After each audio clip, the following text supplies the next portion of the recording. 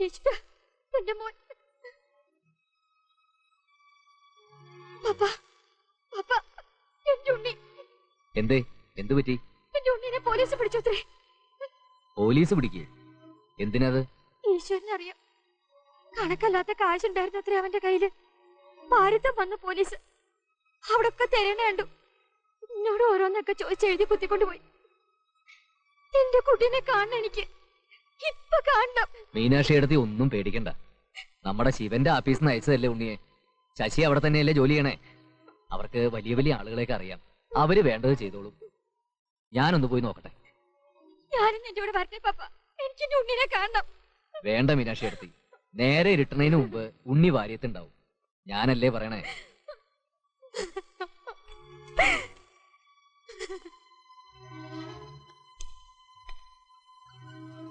ആ പപ്പേട്ടനോ? വരൂ, ഇരിക്കൂ.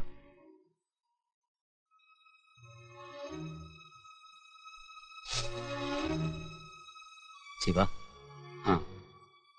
നമ്മുടെ വാര്യത്തെ കുട്ടിയെ പോലീസ് പിടിച്ചു എന്നൊരു എന്താ? ആർക്കറിയാം പപ്പേട്ട, ഇവിടെയും കിട്ടി അങ്ങനെ ഒരു വിവരം. ശശിയും സ്ഥലത്തില്ല. ഞാൻ ആകെ കൺഫ്യൂഷനില്ല. ആ തള്ള ചങ്ക് പൊട്ടിച്ചാവും. വിവരം അറിഞ്ഞിട്ട് നീ ഇവിടെ ഇങ്ങനെ ഇരുന്നാലോ? ചെയ്യേണ്ടത് എന്താണെന്ന് വെച്ചാ ചെയ്യ, ഇപ്പൊ തന്നെ. പപ്പേട്ട, അതിൽ വേറെ ചില ബുദ്ധിമുട്ടുകളുണ്ട്. നമ്മൾ അതിൽ നേരിട്ടിടപെട്ടാൽ പിന്നെ അത് നമ്മുടെ നേരെയാവും വരിക. എന്ന് വെച്ചാ പപ്പേട്ടൻ ഇതിനിപ്പോ ഇങ്ങനെ ചാടി ഇറങ്ങണ്ടായിരുന്നു. ഇതൊക്കെ ആലോചിച്ച് ചെയ്യേണ്ട കാര്യങ്ങളാ. എനിക്ക് ഇറങ്ങാണ്ടിരിക്കാൻ പറ്റില്ല. ശശിയെ പോലെ തന്നെ ആ കുട്ടി എനിക്ക്. ഇത്ര ആലോചിക്കാൻ എന്താന്നാ എനിക്ക് മനസ്സിലാകാത്തത്. ഇവിടത്തെ കാര്യമായിട്ട് പോയതല്ലേ ഉണ്ണി. ഒരാപത്തിൽ പെട്ട നേരത്ത് തൈമലർത്തിയാൽ എങ്ങനെയാ? ഇവിടത്തെ കാര്യമാണെന്ന് പപ്പേട്ടനോട് ആരാ പറഞ്ഞത്? കാര്യത്തിന്റെ ഗൗരവം മനസ്സിലാവാതെ എന്റെ പെടലേക്ക് വെക്കരുത്. ഒരു പണി കൊടുത്തു എന്ന് വെച്ച് എനിക്ക് എല്ലാറ്റിനും തലവെക്കാനൊന്നും പറ്റില്ല. എനിക്കൊന്നും മനസ്സിലാവണില്ല. ഇവിടെ പണിയെടുക്കുക, പോലീസ് പിടിച്ചു എന്നറിയ, ശിവനൊന്നും അറിയില്ല എന്ന് പറയാ. ഇപ്പൊ ആ കുട്ടീനൊന്ന് ഇറക്കാൻ ഞാൻ എന്താ ചെയ്യണ്ടേ? എനിക്കെങ്ങനെ പറയാൻ പറ്റും? ജോലിക്ക് നിൽക്കുന്ന ഒരുപാട് കുട്ടികളുണ്ട് ഇവിടെ. അവരുടെയൊക്കെ തെറ്റിന് ഞാൻ ഉത്തരം പറയണമെന്ന് വെച്ചാ വേണ്ട, പാടില്ല. ഞാനിവിടെ വന്ന് പറഞ്ഞത് തെറ്റ്. ക്ഷമിക്കുക. വേറെ എന്തെങ്കിലും ഒരു വഴി നോക്കാം.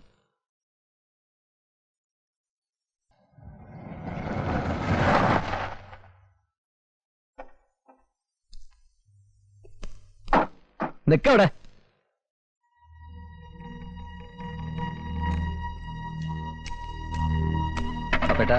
വേണ്ട, ഒക്കെ അറിഞ്ഞു. നിക്ക് വിവരവും ബുദ്ധിയില്ലെങ്കിലും അതുള്ള ഒരു നാട്ടിൽ വേറെ ഉണ്ട്. വക്കീൽ സ്വാമി പറഞ്ഞു എന്നോട് നീ ആരാ എന്താന്നൊക്കെ. ഇവന് നീ എന്ത് പണിക്കാ കൊണ്ടുപോയത്? ആ വാര്യത്തെ കുട്ടി നീ എന്തിനാ ചതിച്ചത്? ഇക്കണ്ട അക്രമമൊക്കെ ഉണ്ടാക്കിയിട്ട് പിന്നെയും വടക്കേടത്ത് ഉമ്മറന്നിറങ്ങാൻ ആരെയും ഞാൻ സമ്മതിക്കില്ല. ഉഴൽപ്പണം കള്ളക്കടത്തും ഈ തറവാട്ടിലോ തല പോയാൽ ഞാൻ സമ്മതിക്കില്ല. ഏട്ടന് എന്തൊക്കെയാ പറയണേ? ശിവൻ എന്നെ ഒരു അക്രമത്തിനും കൊണ്ടുപോയിട്ടില്ല. പിന്നെ ഉണ്ണിയുടെ കാര്യം അത് അവന്റെ കുറ്റ. ഒന്നും കേൾക്കണ്ട എനിക്ക്. പപ്പേട്ടൻ വിചാരിക്കണ പോലെ ഒന്നുമില്ല. തെറ്റ് ചെയ്തത് ഉണ്ണിയാ. പക്ഷെ എന്റെ കീഴിൽ ജോലി ചെയ്യുന്ന ഒരാളെന്ന നിലയ്ക്ക് കഷ്ടപ്പെട്ടുണ്ടാക്കിയ കാശ് ലക്ഷങ്ങൾ കെട്ടിവെച്ച് അവനെ ഇറക്കിക്കൊണ്ടുവരാനുള്ള എല്ലാ ഏർപ്പാടുകളും ചെയ്തിട്ടാ ഞങ്ങൾ വരുന്നത്. സന്ധ്യയ്ക്ക് മുമ്പ് അവൻ അവന്റെ വീട്ടിലെത്തും. എന്റെ വളർച്ചയിൽ അസൂയയുള്ള ആരോ പറഞ്ഞുണ്ടാക്കിയ കഥകളാ പപ്പേട്ടന്റെ മനസ്സിലിപ്പോ. കഠിനാധ്വാനം ചെയ്ത് 10 കാശുണ്ടാക്കിയാൽ ഉടനെ തുടങ്ങും നാട്ടുകാർ കുഴൽപ്പണം കള്ളക്കടത്തുന്നൊക്കെ. നമ്മളൊക്കെ നന്നായിട്ട് ജീവിക്കുന്നത് സഹിക്കാഞ്ഞിട്ടാ പപ്പേട്ട അവർക്ക്. അതൊക്കെ വിശ്വസിക്കുന്നുണ്ടല്ലോ പപ്പേട്ടനും.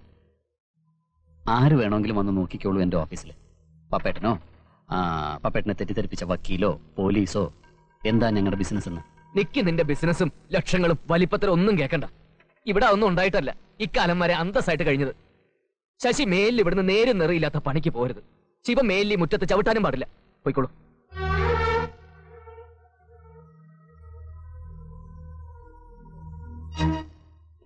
ശശിന് ജോലിക്ക് വരണോ വേണ്ടയോ എന്നത് പപ്പേട്ടന്റെ ഇഷ്ടം. പക്ഷെ എന്റെ ബിസിനസ് നേരും നിറയും ഇല്ലാത്തതാണെന്ന് പപ്പേട്ടന്റെ വായിന്ന് കേട്ടത് വല്ലാത്ത സങ്കടമായിപ്പോയി. പോട്ടെ. നിക്ക് ശിവ, ഏട്ടനത് എന്തിനുള്ള പുറപ്പാടാ? ആവശ്യമില്ലാത്ത കാര്യത്തിലേക്ക് ഇടപെട്ട് എനിക്കൊരു ജീവിതം ഉണ്ടാക്കി തന്നെ ശിവനോട് ഒന്ന് ഇറങ്ങി പോകാൻ പറഞ്ഞ അത് എന്നോടും കൂടിയാ. ഇക്കാര്യത്തിൽ ശിവനോട് ഒന്ന് ഇറങ്ങിയ കൂടെ ഞാനും ഇറങ്ങും, ഉറപ്പാ. പോ നീ, ഇറങ്ങി പോവുന്ന്. കാരണവന്മാരുണ്ടാക്കിയ ഒരു അന്തസ് ഉണ്ടായിരുന്നു. ചങ്കിലെ കാറ്റ് പോയാലും കളയാൻ പാടില്ലാത്തൊരു അന്തസ്. അത് പണയം വെച്ച് പണം ഉണ്ടാക്കാൻ ഇവിടെ എന്തിന്റെ കുറവുണ്ടായിരുന്നത്? ഇത്രയും കാലം പോറ്റി എന്റെ മുഖത്ത് നോക്കി പറയണ, ഇവിടെ എന്തിന്റെ കുറവുണ്ടായിരുന്നെന്ന്. ഇവിടെ എന്താ ഉണ്ടായിരുന്നത്? തന്നതും തിന്നതും നോക്കിയതും പോറ്റിയതും ഒക്കെ പറഞ്ഞിട്ട് ഏട്ടൻ ചോദിച്ചല്ലോ ഇവിടെ എന്തിന്റെ കുറവായിരുന്നു എന്ന്. ഒന്ന് അങ്ങോട്ട് ചോദിച്ചോട്ടെ, ഇവിടെ എന്താ ഉണ്ടായിരുന്നത്? വടക്കേടത്ത വലിപ്പത്തരം നാഴിയേക്ക് 40 വട്ടം നീട്ടി വലിച്ചു വിളമ്പാറില്ല ഏട്ടനോടോ ചോദിച്ചത്?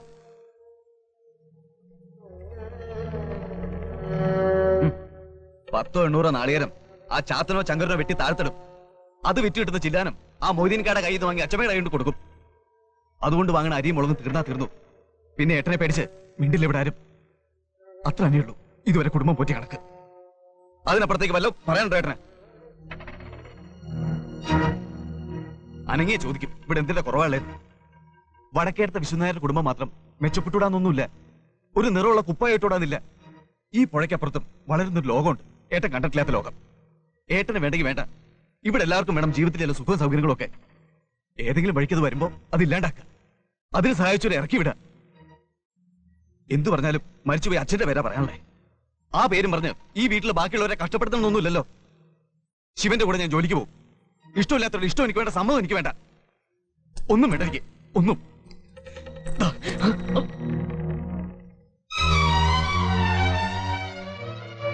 എന്താ വലിച്ചെറിഞ്ഞെന്ന് അറിയോ നിനക്ക്?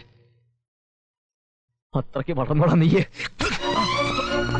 അയ്യോ വല്ലേട്ടാ, വല്ലേട്ടാ, ഇങ്ങോട്ട് വരാം. ഇനി തല്ലരുത് എന്റെ കുട്ടീനെ.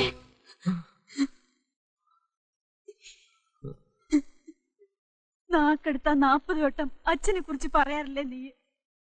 അച്ഛൻ എന്നേലും നിന്റെ മേല് കൈവച്ചിട്ടുണ്ടോ? തല്ലിയിട്ടുണ്ടോ നിന്നെ? ഒരനർത്ഥം വലിച്ചു കയറി 100 എണ്ണാക്ക. അതാ നീ ഇപ്പൊ ചെയ്യണേ. അച്ഛന്റെ കൈ തൂങ്ങി നടക്കണ കാലത്ത് ആ കൈ കണ്ടതായത് ഇതെനിക്ക്. ഇത് വലിച്ചെറിഞ്ഞപ്പോ അച്ഛൻ എന്നെ സ്നേഹിച്ചതിലപ്പുറം എന്റെ സഹോദരങ്ങളെ ഞാൻ സ്നേഹിച്ചത് 10-18 വയസ്സ് മുതൽ. എന്നിട്ടിപ്പോ അമ്മയും പറയണു.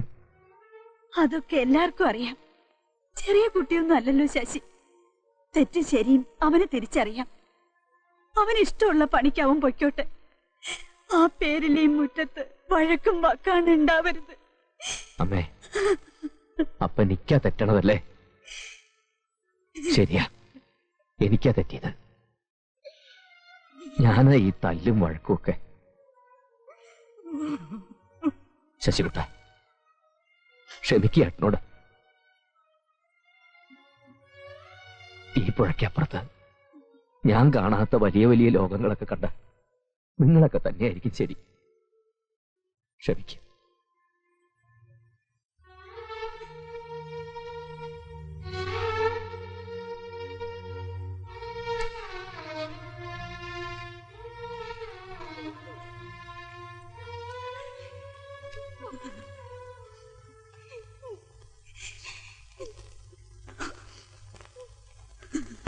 കാശുമാലയും 6 വളയും കൂടി തന്നെ 4, 3, 7 പവൻ വരും. പിന്നെ ഇറക്കുള്ള ചെയിനും മോതിരങ്ങളും 2, 2, 4 പവൻ. അപ്പോ 7, 4, 11 പാദസരം 4 പവനും, മൊത്തം 15 പവനും 5 പണത്തൂക്കവും വരും. അതിന്റെ വില ഇവിടെ അറിയാം.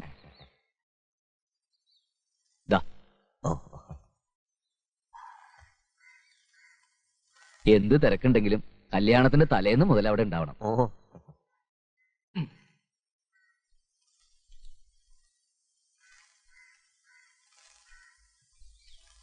മൊയ്തീനിക്കാക്ക് അറിയാലോ, ഒരു കല്യാണ റുപ്യ കുറെ ഇനിയും ഒപ്പിക്കണം. നിങ്ങള് ബേജാറാവാണ്. പടച്ചോനൊരു വഴി കാട്ടും. കൊറേയൊക്കെ കൈക്കടം വാങ്ങാം.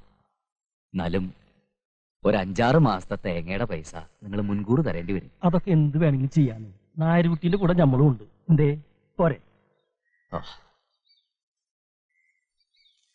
അമ്മോ, അമ്മോ, പപ്പേട്ടാ, നീ ഇതപ്പോ ഒന്നു ഞാനിന്ന് സ്കൂളിൽ പോയില്ല. വരൂ. ഞാനിന്ന് സ്കൂളിൽ പോയില്ല. വരൂ. വരൂന്നേ. നോക്കിയ അമ്മൂനെ. നന്നായിട്ടുണ്ടോ പപ്പേട്ട?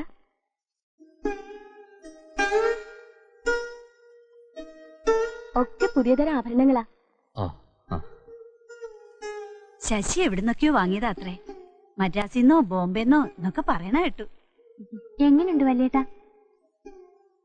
അസലായിരിക്കണം. എന്തൊരു ചന്ത ഇപ്പൊ എന്റെ അമ്മൂനെ കാണാൻ.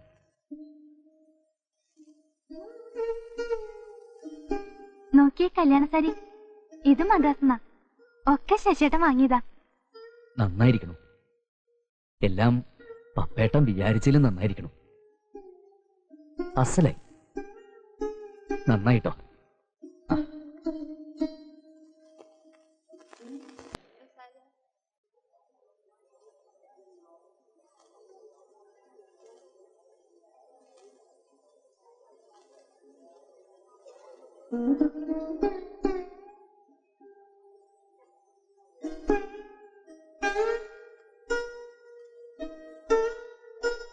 പപ്പ, നീ ഉണ്ണുന്നില്ലേടാ?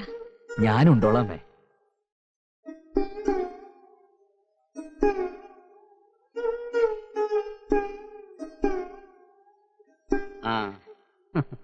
ശശി, ആ അലങ്കരിച്ച കാർ എവിടെ? അത് മുന്നേ കൊണ്ട് നിർത്തുക. ശശി, വണ്ടി അപ്പുറത്തുണ്ട്, അവിടെ. ഇറങ്ങാൻ നേരാവണം. മുഹൂർത്തം തെറ്റുന്നതിന്റെ മുമ്പ് അവിടെ ചെന്ന് കയറേണ്ടതാ. ഇറങ്ങല്ലേ? ആ, കൂടെ പോവാനുള്ളവരൊക്കെ വണ്ടി ചെന്ന് കയറുക. വേഗം ആവട്ടെ.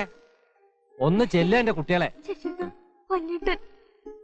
ഏട്ടനത് എവിടെ പോയി കിടക്ക? അയാൾ അവിടെ വിളമ്പണ തിരക്കില്ല. അതൊന്നും ഇനി നോക്കാനില്ല. നേരം തെറ്റുന്നതിന്റെ മുമ്പ് പുറപ്പെട്ടോളൂ. എന്നാ പിന്നെ ഇറങ്ങാൻ ശിവ. കാണോ എനിക്ക്? അല്ല, നാരുട്ടിക്ക് ഒരു പിടി ഉണ്ണണ്ടേ? ഞാൻ പിന്നെ ഉണ്ടോളാം. തിരക്ക് പറഞ്ഞല്ലോ. കഴിച്ചോളി, ഇലയിട്ടിട്ടുണ്ട്. ശരി, എന്നാ ഞാനും ഇരിക്കാം.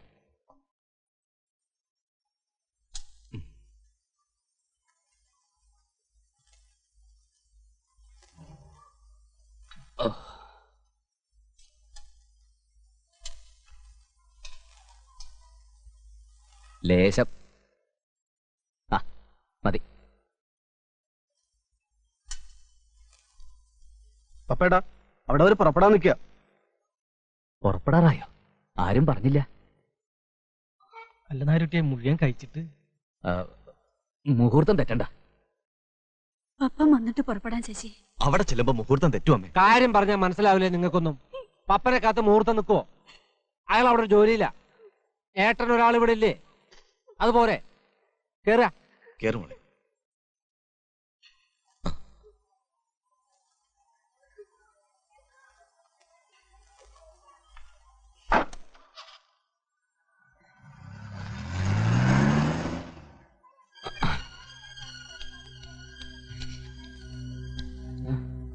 ഇത്രയും നോക്കി നിന്നെ മുഹൂർത്തം തെറ്റിക്കൂടല്ലോ.